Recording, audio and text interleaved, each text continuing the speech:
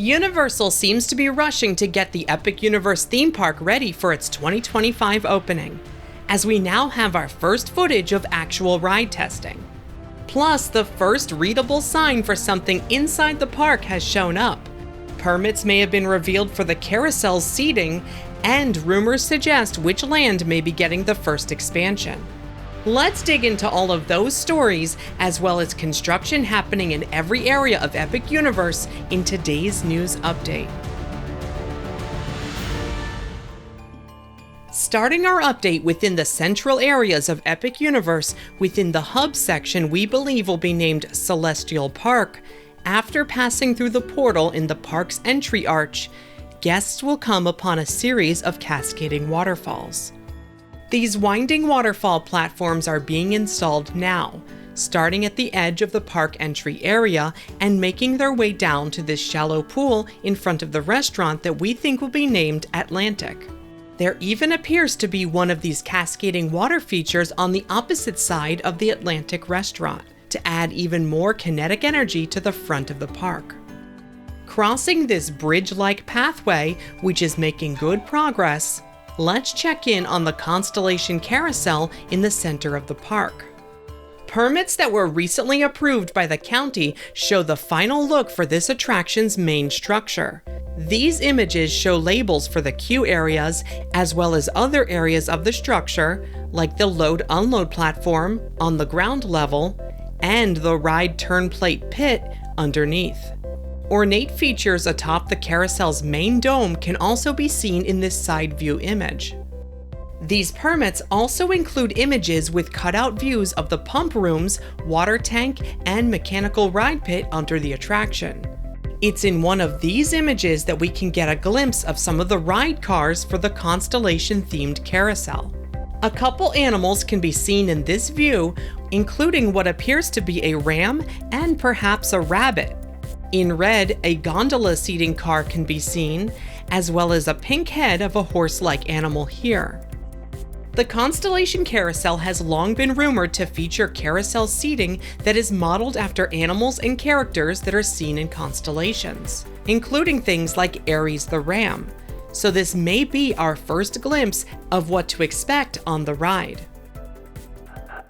Moving on, located between the carousel and the park's large fountain display, we can find this splash pad area. Arrays of what could be nozzles for this splash pad's water sprayers have been installed. A new trademark application from Universal could be confirmation of this splash pad's rumored name. Astronomica has been trademarked for use in interactive play areas. Nearby, the large fountain display has been rumored to be named the Oculus, but so far trademark for that term has yet to be filed. Currently, a new peach color is being added to the bottom and sides of this massive basin. This is likely some sort of water sealant that is being applied. To the right of the fountain, framing for the roof for the restaurant we believe will be named Meteor Astropub is being installed. Vertical construction for the rounded dining area for this structure has not yet started, but the rest of the structure is being enclosed quite quickly. On the other side of the fountain, a large tree has been planted within the round planter in front of the Oaken Star Tavern, a dining location that we expect will specialize in smoked or barbecued foods. This planter contains some plumbing hookups, which may indicate that it could have a small fountain surrounding it. Moving on to Starfall Racers, the large dual-track roller coaster for Celestial Park, the entry courtyard in front of this ride's entrance portal continues to be fleshed out. The coaster's large icon, a comet surrounded by celestial rings, has seen the very front section now enclosed.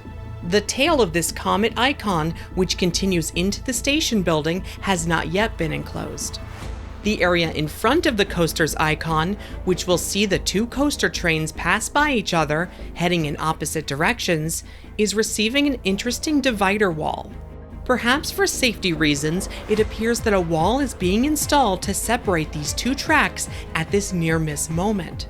While much of the ride sees the two tracks travel together side by side, this is where they will be heading towards each other, which may explain the divider wall. It's unclear as to how these walls will be themed. Heading into the dark universe land of Epic Universe based on the Universal monsters, a planter and small structure is being built behind the entry portal. This will help separate the entrance and exit paths, guiding guests entering to their right. Theming is being added to the framing for what appears to be a broken wall at the end of the village street within the land. Checking in on the windmill-themed dining location at the back of the land, some of the themed walls on the left side of its entrance are receiving coats of paint. The walls on the right side have received more theming details, like these sharp-edged rocks and retaining posts. Looking closer at this wall, right by the dining location's main entrance, what appears to be a row of skulls can be seen sitting on the ledge. Staged between the windmill and the nearby Curse of the Werewolf roller coaster, some of the coaster cars can be seen. These spinning roller coaster cars are sitting on a backstage access path waiting to be installed on the ride. Work has started to create winding walkways and separation walls within the coaster's exterior forest queue. The other attraction for this land, a massive indoor ride featuring all of the Universal monsters, continues to see extensive theming details added to its entry manor facade. At the base of this facade, brickwork for the manor's surrounding walls is appearing on the left side. Compare this side to the bare walls seen on the right of the ride's entry path. To the left of the manor, a snack stand that we expect to be named DeLacy's has received brickwork around the framing for its chimney. And zooming out, trees have been planted beside the main ride building, and these trees can be seen behind the land's main dining location.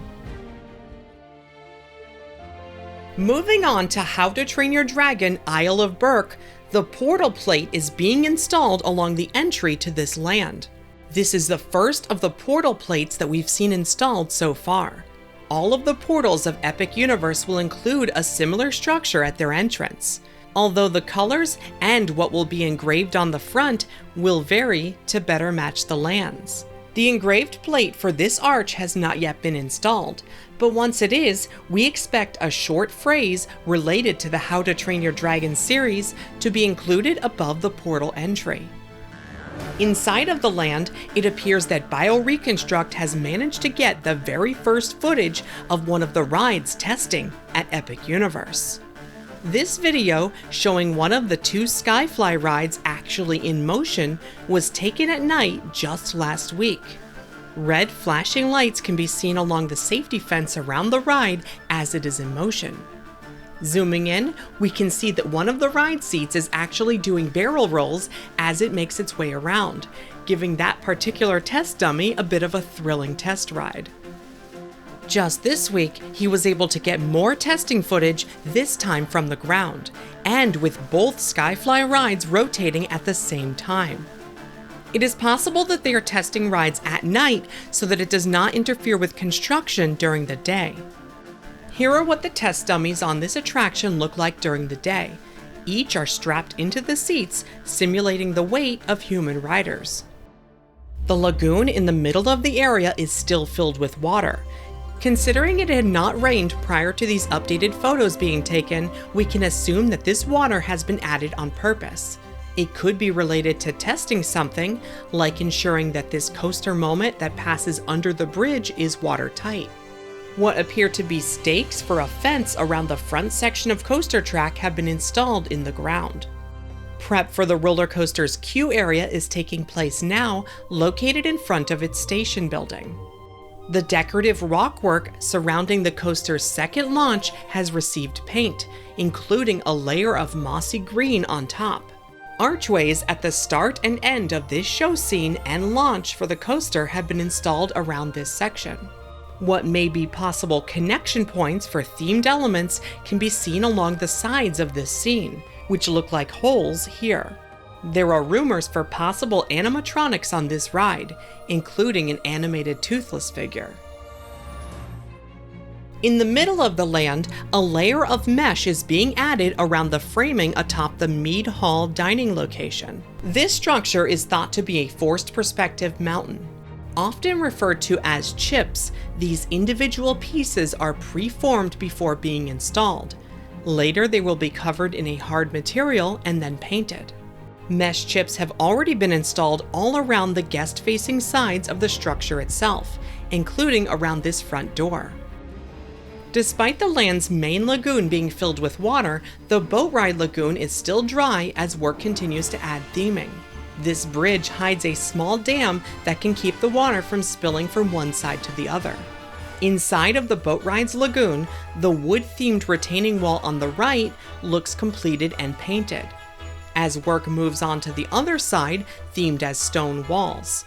It appears that green moss color is being added to the tops of these stone shapes, matching the look of the coaster launch's stonework.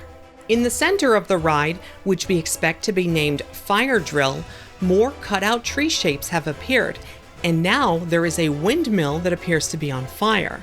This windmill shape matches the one being built atop the nearby quick service location. With a windmill being constructed atop the left side of this dining location, we expect this restaurant to be named Spitfire Grill, to go along with the boat ride. In fact, it looks as though that very name can now be seen being etched into the wall above the ordering windows.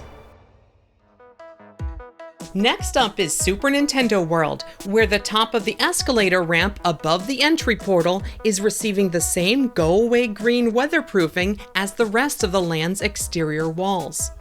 Inside of the land, a round section of pavement has been poured in front of Peach's Castle on the upper level.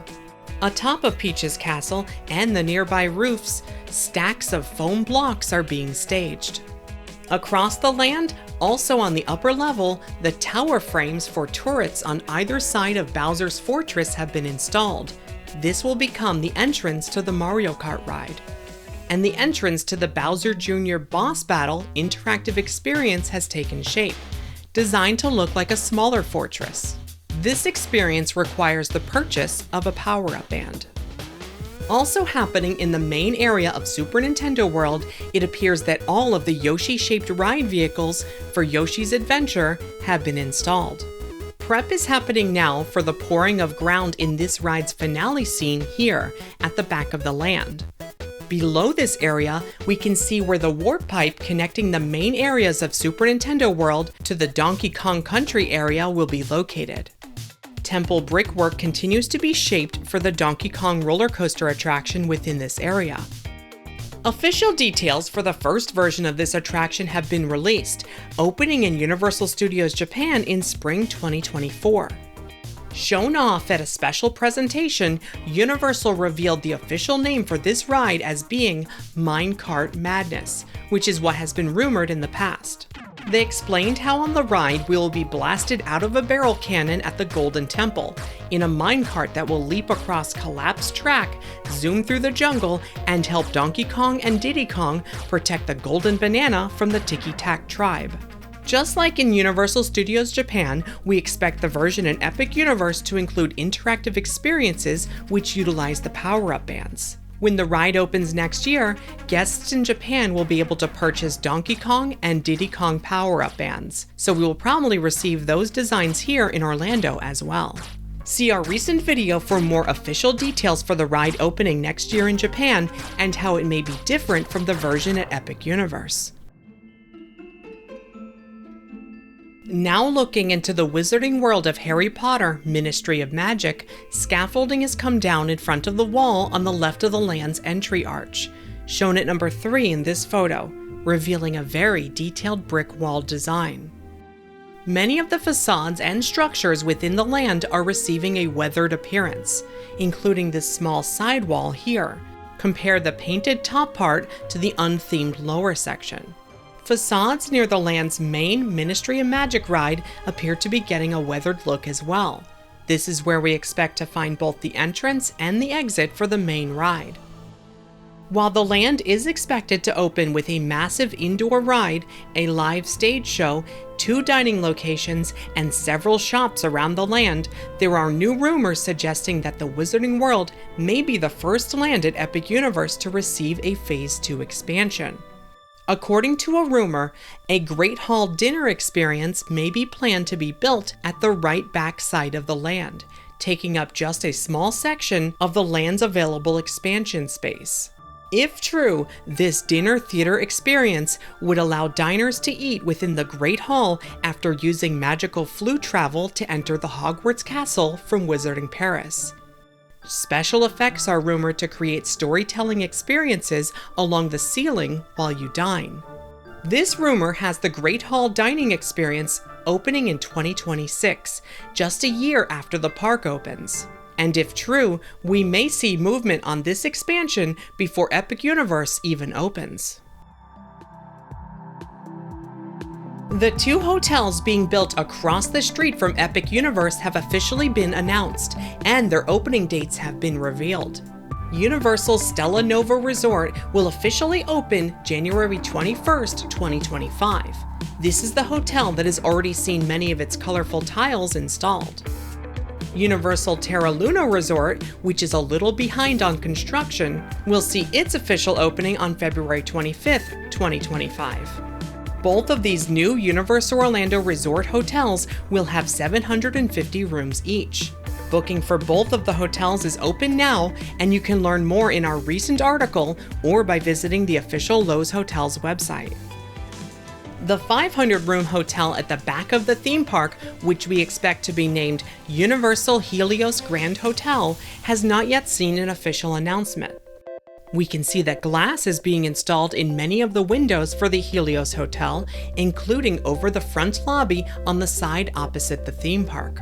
Round framing for what permits refer to as a pool bar area has been constructed, but so far the shape of the pool has not yet been dug out.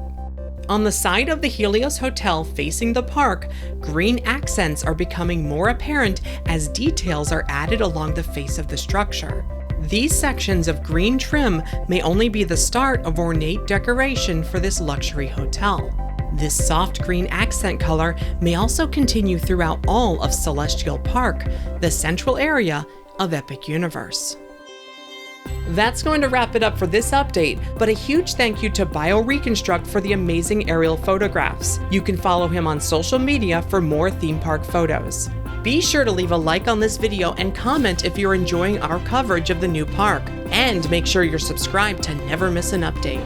For even more information, as well as behind-the-scenes posts, your name in the credits, and more, consider joining our Patreon to support what we do. Patreon.com/themeparkstop. Thanks for watching. See you next time.